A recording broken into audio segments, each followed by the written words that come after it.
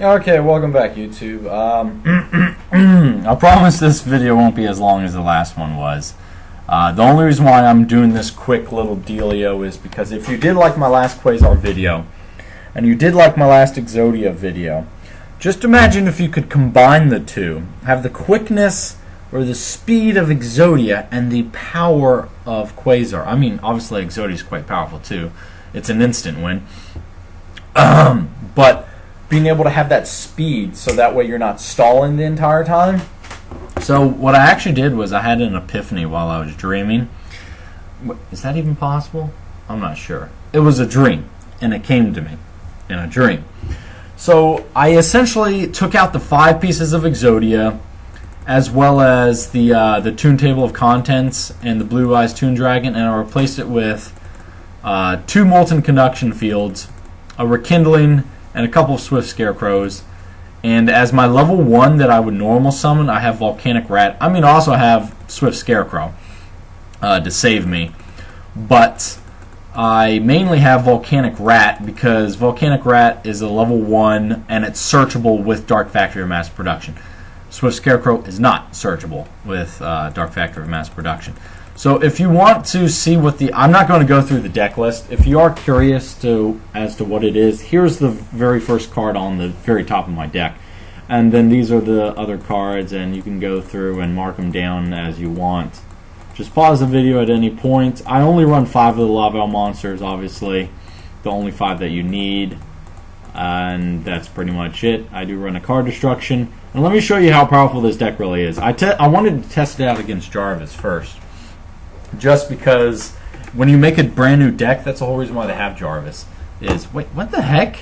What's in his extra deck? What? Oh my gosh. I guess it's because I'm running against Jarvis's Exodia deck. And Jarvis does run dragons, obviously. Maybe he has a dragon's mirror or something, and that's the reason why. Anyway, so this is a pretty ugly hand looking here. But we'll see what we're able to do with it. So, oh my gosh, that's really ugly. So, I'm obviously going to set down a Volcano Handmaiden. I don't want to use up my Swift Scarecrows yet. And I'm trying to put Volcano Handmaidens in my grave ASAP. And Jarvis is going for Exodia, so obviously he's going to reload his hand. And yeah, and then he's going to attack. It's very strange, but Jarvis's Exodia deck consists of a lot of dragons. A lot of dragons.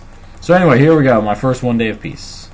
Draw that, but I'm still going to set down Volcano Handmaiden anyway because I need to get her in the grave. So you might as well do that. This version, I mean, obviously because I start off with a really shitty hand, it's very slow. But that's okay, because really this first duel, I just want to introduce y'all to the concept of this brand new deck for Exodia. But once I get a good card, okay, there we go. Now magic should start happening, hopefully. There we go again. So add a Blue Eyes. So that's Cards of Consonance, another White Stone. Alright, perfect. Now another Blue Eyes.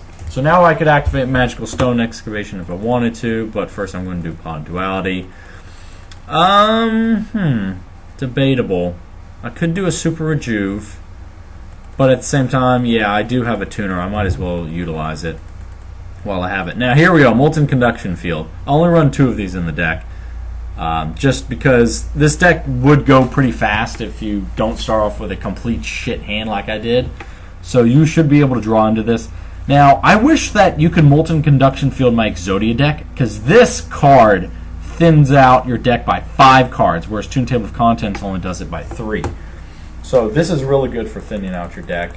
I mean, obviously I already had some Handmaidens in the grave, so I didn't thin it out by a full 5 cards, but if you got it early on, you would be able to. Get back a 1 day of peace. And I don't know how many dragons I've discarded, but I've discarded a bunch. Like, at least 5.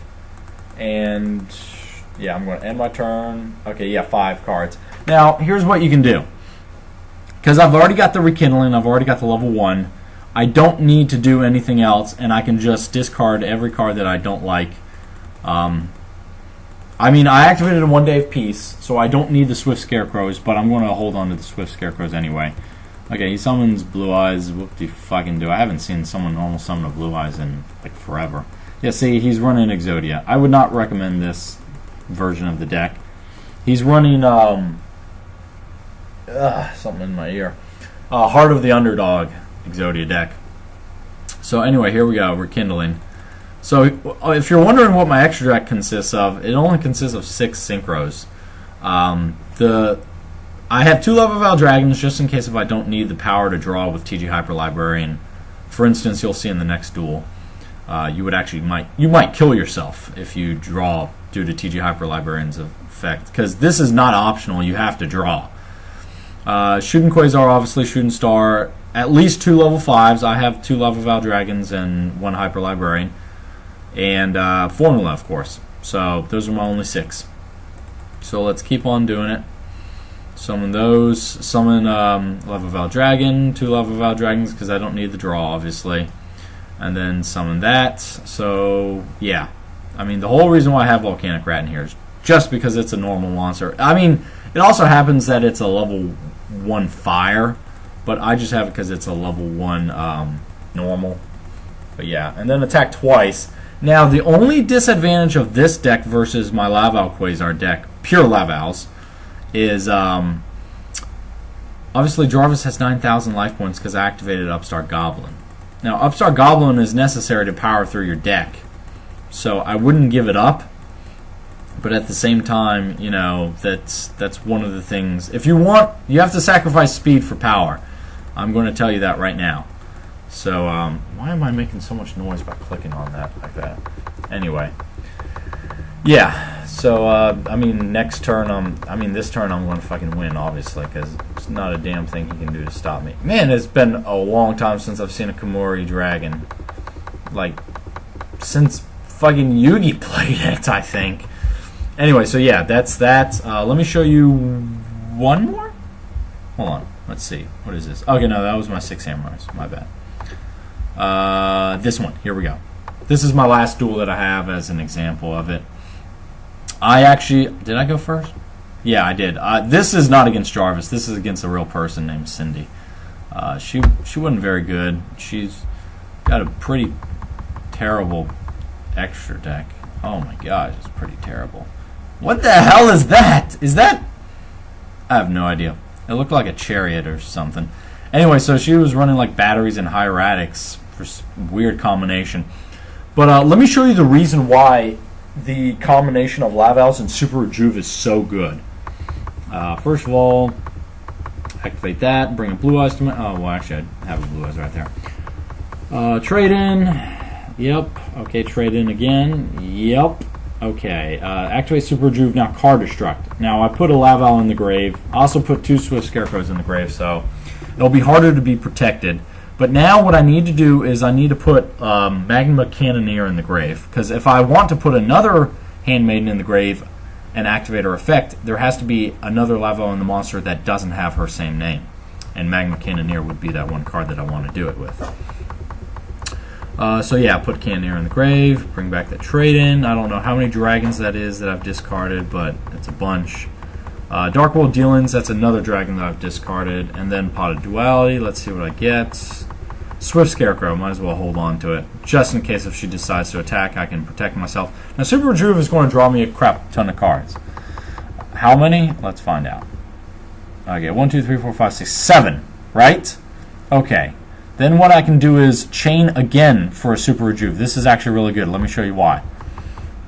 Oh, actually I activated 2 Super Rejuves. Okay, that's fine. Now, there's a Handmaiden in my hand. Now, what I can do is, while I'm discarding, the only cards that I need to hold on to are the Rekindling and a level 1. I'm going to hold on to Volcano Rat and Swift Scarecrow to protect myself, because One Day of Peace is right there and I didn't get a chance to activate it.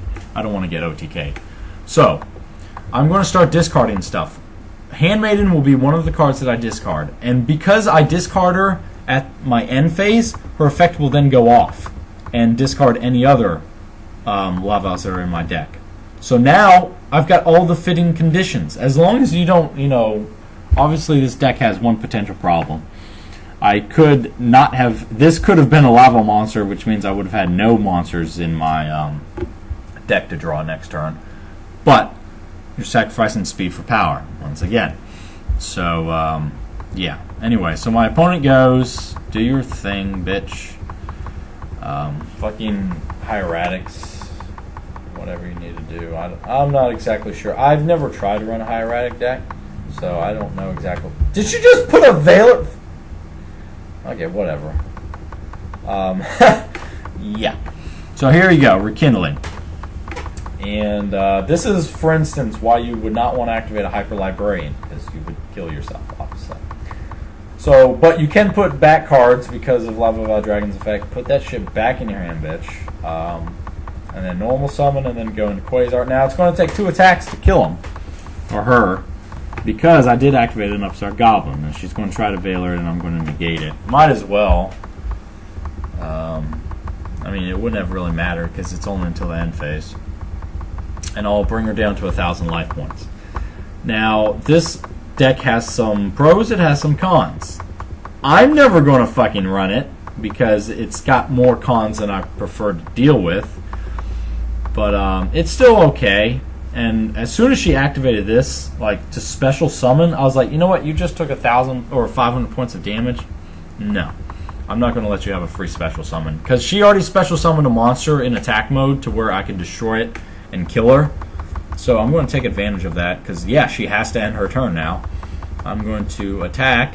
Oh, actually, I don't even have to. I can just activate Magma Cannonier's effect. Discard send a light monster or send a fire monster from my hand to the graveyard and inflict 500. So, goodbye, bitch! Okay, so yeah, I won. Anyway, so yeah, that was pretty much it. That's the entire deck. This deck in this duel was exactly the same deck as in the last duel. So if you want to copy this, I don't know why you would want to, but this is what it is. You can try it out, get the feel for it however you want. It's pretty fast, but remember you're sacrificing speed for power. So that's pretty much it. Thanks for watching, and see ya!